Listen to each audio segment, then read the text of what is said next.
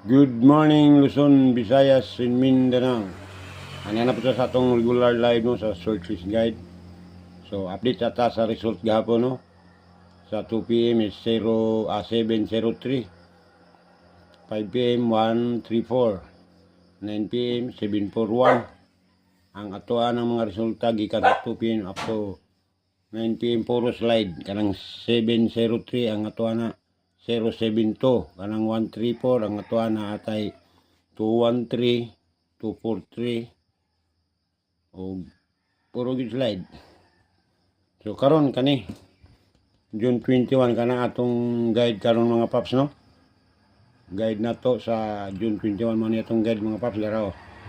Kana dayon diri na diya tanan ang guide 1 guide 2.